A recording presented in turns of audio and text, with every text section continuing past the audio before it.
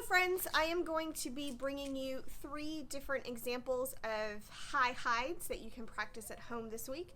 Hopefully you'll find all of these to be helpful because some high hides are something that all of us need to work on, especially those of us with little dogs. I think that most dogs have a comfort zone for sniffing elevated hides, and it's usually about 12 inches above their normal head position. So if you have a tall dog, you're usually in luck, but sometimes those low to the ground hides can be a challenge. But if you're a small dog handler like me, we need all the practice and help that we can get. So I'm going to show you 3 different examples of how you can work through this problem. The best advice I can give you is watch your dog work through these problems. You want to help them work through what the scent cone is, but you have to keep in mind that the highest concentration of odor may not be a straight line down from where you've placed your hide. That's just sometimes not physically where the odor has gone. So depending on what the wind and the temperature and all of those things have done to your odor, your dog may come up with an answer that surprises you, and that's okay. That's what we're here to learn about. I would encourage you to do these searches off leash as possible so that you're not interfering with them, that they're able to work out that scent problem as best they can. The other thing I'd like for you to do is to let these odors sit. Don't set the hide and then immediately bring your dog out to search. Set the hide, bring your dog out maybe 15 or 20 minutes later, let them search, put your dogs back up. Bring your dogs back out after 30 or 45 minutes and see if the answer has changed. So keep in mind at a competition, sometimes we set odor first thing in the morning and your dog may not be sniffing it until later that afternoon, and the odor can have spread a great long distance, and that's something that the demo dog's going to have to tell us, but we don't always know what that odor movement is going to do when we set the hides first thing in the morning. At the very minimum, by the time a hide has been set, the handlers have had their walkthrough and the first dog is on the line, usually that's about 25 to 30 minutes.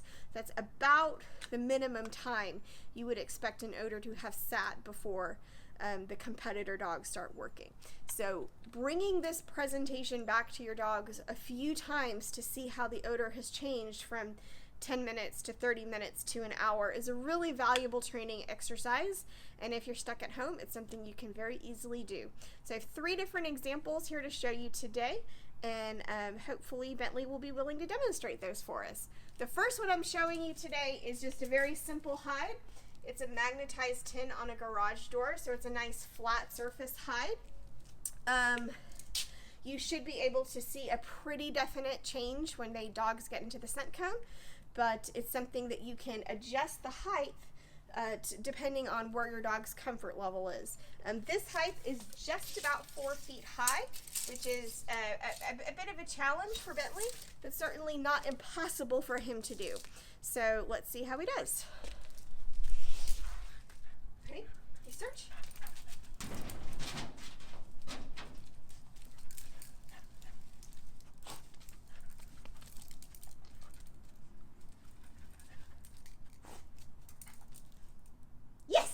Good boy.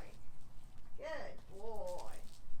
Good boy. All right. Okay, the second hide I've set up is in my kitchen. On my wine rack here, I have a little Q-tip in a plastic straw, and I've set that. It's about 30 inches high, I would say. So that is definitely something that you would be able to see in an advanced level search.